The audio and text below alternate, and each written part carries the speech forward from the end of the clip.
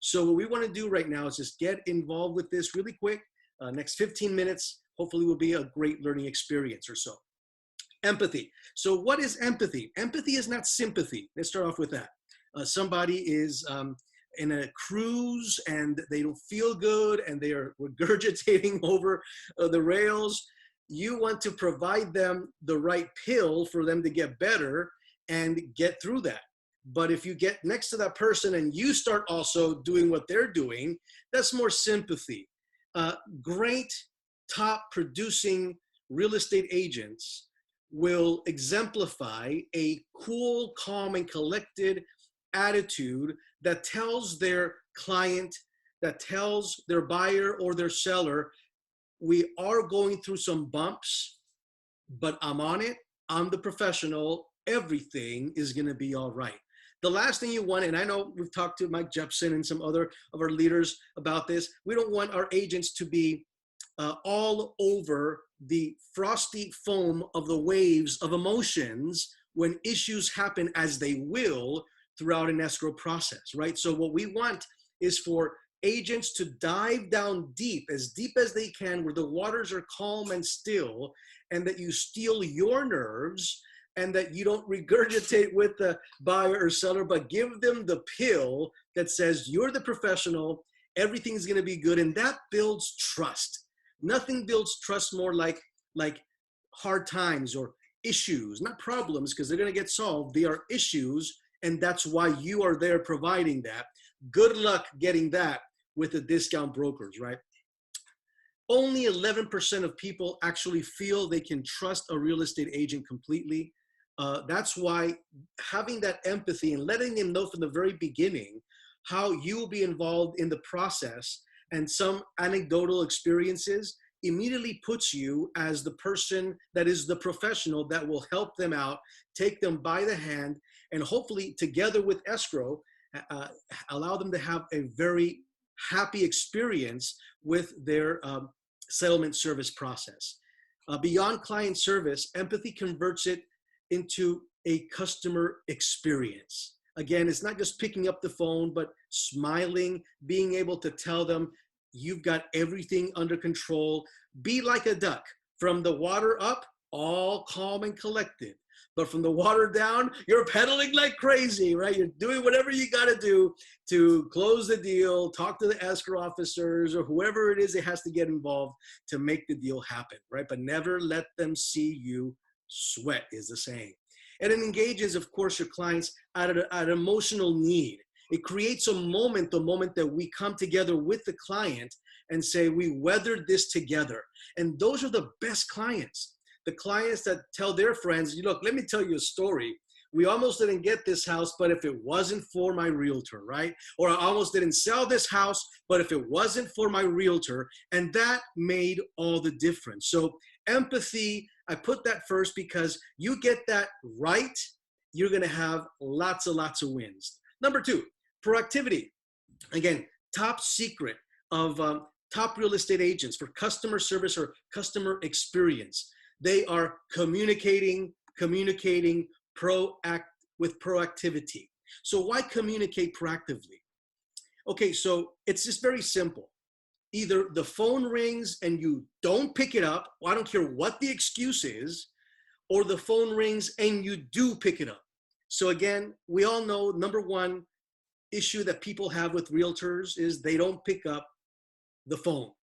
And to be able to be communicative at all times may require, maybe you can't because you are in a buyer's presentation or in a listing presentation. You're maybe at that very moment handing over all your comps to the appraiser who's coming over and you can't be there, but someone else can. And that's where you have services like Ruby or other services that allow people to pick up the phone for you and welcome and then say, hello, this is the assistant to whoever you are as a real estate agent. How may I help you? Oh, is Bob LaBianca in? Oh, Bob is not in at this moment. He's at a meeting, but let me take care of this question, or how can I help you? These are services for $15 to $25 a month that will allow you to still be proactive, still be found accessible. It records the conversation. They send it to you in an email as an MP4 and transcribed. So when you are finished with your meeting, you can respond to that effectively. But it starts with a commitment that you say to yourself, part of my identity as a real estate agent is I will communicate proactively. And if I am in a meeting, somebody else will, and I will invest to that, because every call that comes into your phone, as it is your business line, it's going into your business, and you definitely want to do that. So some ways of communicating proactively, like I just shared, involve first the commitment, having some sort of a answering service that allows you after 3 or 4 rings for them to pick it up. Number 2, schedule weekly check-ins. Yes, you say, well, that's escrow. Escrow has to do that. Yes, escrow already has that in their calendar to check in weekly, at least weekly, or as issues come up with your seller or with your buyer. However, you want to be involved and give them a weekly report as well so that they know that you are on it. So weekly check-ins on a scheduled basis with your clients as they're in escrow is an actually big deal that top real estate agents use as part of their great secrets. You want to review also, because of the managing of the experience, the managing of the relationship, because of the good interview process you had, you already set out a timeline. And so you tell them, look, we were already past day 3. The buyer sent in the earnest money deposit. We're already in day 4 and 5. We should have received by now the escrow instructions. Day 7, all the disclosures have been now sent over. The HOAs have been paid by the seller. We're on time, and you're going through the timeline and what comes next. Again, don't forget, information is power. Information builds trust. Information lessens unnecessary worries. Just keeping in touch, a 2-3 minute phone call, letting people know where they're at. It's a great experience. Again, don't just park them in escrow and say, escrow will take care of it. Be proactive in all your communication while in escrow. Okay, while in escrow, I've said it before, escrow experiences are like giving birth. Every experience is different, and we need to be honest. Things will happen, and honesty is always, as they say, the best policy. Why emphasize honesty? Now, honesty is it's how you present it, right? I know the story of the new shoe salesman, and he was going to sell shoes to a lady who happened to have big feet. So he comes to the lady, this unexperienced, wet behind the ear sales rep, and he takes the shoe and starts jamming it in, but it doesn't fit in her foot. And he jams it from different ways. The lady it's kind of embarrassing. And he says, lady, your fat foot is too big for this shoe. Now, he lost the sale. An experienced shoe person, she went to another place, and he did the same thing. She wanted that shoe size. It didn't fit. And he said, lady, this shoe is too small for your beautiful foot. He got the sale. It's the exact same issue, but it's how you present it. He was being honest, but it's how you present the emotional rides, because real estate and escrow is an emotional transaction. Buyers and sellers, they have fears, anxieties. Buyers, they don't know about the future. They never bought a home before. Sellers have been emotionally attached to the home. And facing these with honesty, it's always the best policy. So as you open up with them with utmost transparency, they're going to open up with you, and letting them know ahead of time, look, apparently this trust does have a third signer, and we may have to do another round of signing, or X, Y, or Z, letting them know ahead of time where we're at, and trying to minimize as many surprises as possible. But you will find surprises, and rolling with the punches with a calm, cool attitude, diving deep, being emotionally mature, empathizing, not sympathizing, all that opens up to honesty, and they will open up with you. And you also want to be encouraging your clients to find information on their own. If you have a website, hopefully you have a blog or a vlog, and you can increase your value and the value added proposition that you give to the real estate transaction process by having some vlogs of your own or some blogs that you wrote that are targeting specifically the issue at hand that happened during the escrow process. In other words, always be educating. Yes, we'll always be selling ABC, ABS, right? Always be selling, or ABC, always be closing. But when we're in escrow, always be educating. Again, don't farm this off just to the escrow officer. As you are involved, you're creating a great momentum of experience, and they're going to be referring you at the end of the day to their friends and loved ones. Okay, so I put it down in the middle, the importance of interviewing correctly. So again, we're talking about the listing presentation or the buyer's presentation. What advantages are there in a great interview? So you want to ask permission to take notes. Excuse me, Mr. Garcia, do you mind if I take notes, because this is a very important meeting? And you have your questionnaire. Hopefully you have a questionnaire in front of you. Hopefully you gave the questionnaire to the buyer for them to realize where they're at in the buying process, or to the listing people, the seller, for them to know where they're at in the desire of the sale of the home. And based on that questionnaire, we're all comparing notes. But fully grasp what they are saying. Don't just be ready to speak. Literally, be ready to listen. Be present at the moment. Clarify. Clarify with many questions, open-ended questions.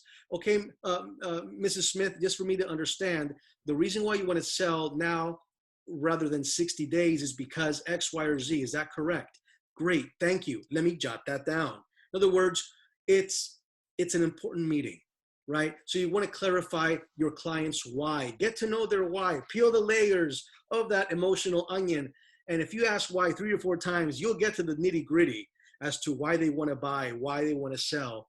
And you're going to use that as ammo in the listing presentation, because now you're going to tailor that buyer's presentation, that listing presentation, to the why of your client. Why? Because you're listening first, and then you're being able to fill in those gaps with your professional questions, and being able to redirect that presentation always back to your client's why. Number 3, once you hear their questions or concerns, you want to clarify and understand it from their point of view.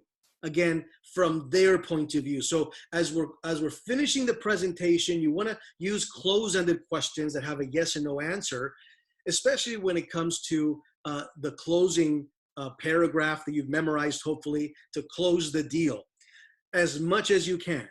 If your client is an earth, steady as it goes, water, fluid, wind, very spontaneous, fire, who is a type A sanguine personality, try to mirror that as much as possible. If they speak fast, speak fast. If they speak slow, speak slow. But try to mirror where they're at in the interview.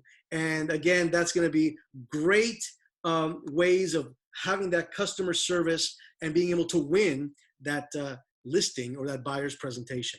Number 5, be that intermediate person, that mediator, be that go-to person that people go to, that is the one who knows about many subjects, how to declutter, moving, being a lender, always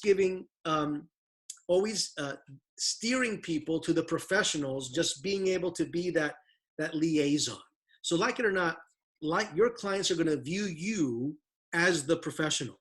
And there are many moving parts, as you know, in a real estate transaction. So I encourage you, when you do have that initial listing presentation or buyer's presentation, use our Escrow 101 videos, use our Escrow 101 PowerPoint presentation that I'll be more than glad to share with you at the end of this meeting, so that you can let them know with just 1 or 2 slides the whole escrow process. Again, they're going to say, wow, I didn't know this. And if you are that person that's teaching them, you will be the go-to person in anything real estate that comes through their mind when their friends and loved ones are looking for a realtor that they can refer.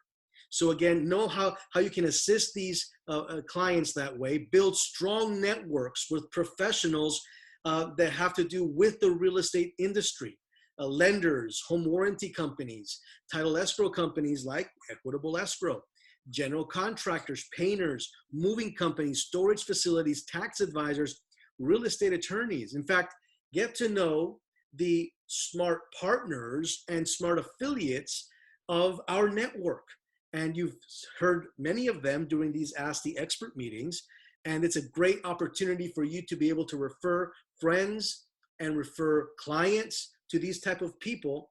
And you never only give one recommendation, right? You always give minimum of 2 or 3 and let them choose, just in case something doesn't go well with the one you referred. And if that's the only one, then you kind of look bad. So you're always going to give a couple of referrals in your network. Very, very important. Okay, assistance. Be that consultant. Come to your client, your buyer, your seller. Come to them and approach them from a consultant vantage point, not a convincer. And this is, I think, a key. I mean, it's who you are. This has to grow from within you, because if who we are usually is a convincer, then we come across as nags, or children and real estate clients can smell commission, and puppies can smell commission on our breath, right? So we're never thinking about the commission. We're always thinking about how we can help them. But engaging in a consultative approach is the fastest real way to build trust with your client. Like I said, clients, children, and puppies can smell commission on your breath. And that's the main difference, I will say, between a client and a customer. And you all know the difference, right? A man, I'm not advocating for this, right? But a man can have a wife and a man can have a girlfriend at the same time. That is not right. But he won't die. Well, he may die, but he won't go to jail. But a man cannot have 2 wives. If a man has 2 wives, he goes to jail. Why is the difference? The same thing as a client and a customer, right? You can have many customers, but you can only have 1 client at a time, right? So 1 client means I have a fiduciary responsibility to that client to set his goals above mine, right? Like when a man says, I do to a wife, he says, I do. Well, you can't say I do to 2, right? Because how can you put her over hers? You can only do it to 1 person. So you can have 1 client. So let's say you're double ending something. You're listing, right? He's your client, right? You are his fiduciary agent. You are an agent to the client. But let's say the buyer comes on board and the buyer says, look, I'd like to buy this home. That buyer is not your client. That buyer is your customer. And you are not his agent. You are his sales rep, right? So you're a sales rep to the customer, but you are an agent to the client because of the fiduciary relationship that we've all been taught in real estate school, right? So having that in mind, you don't approach your client as a customer. You approach your client, as his agent. And agency basically states him winning is more important than you winning.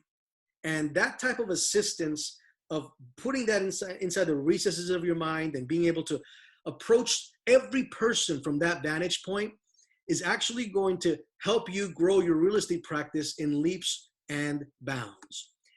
And to finish off, okay, driver, being able to drive the experience, to manage the expectation is huge. This is, I put the first one with empathy and the last one with driving the deal as 2 bookends in a library, because they do keep everything together. Like I said earlier, a good white river rafting guide, you gotta let them know ahead of time. Escrow, you gotta let them know what happens when you open escrow on day 3 with the EMD, and day 7 with the disclosures and home warranty, and day 10 with getting everything fixed, and day 17 with releasing all contingencies. And you gotta know with the buyers what they're gonna go through with the going under with the underwriters, and the house goes in underwriting, and all these things. You gotta let them know ahead of time, and they will latch on to you, because you're guiding them with the help of Equitable Escrow, right? And the escrow officers that we love to death, Priscilla and Angie, and we do it también en español. Así que si hablan español, también podemos ayudarles. Priscilla habla español, so we can do it in English, we can do it in Spanish, but the main thing is lessen the surprises, lessen the oops. Let them know ahead of time what things could pop up, right? Very important. Number two, define the roles clearly, right? Let them know who's on the other side of the deal. If you have the buyer, you're the selling agent, let them know about the seller and tell them what a listing agent does. What do they do in the process? What do we do in the process? What you shouldn't do in the process, like buying a new car, new furniture, or having reduced hours at work, things of that nature, right?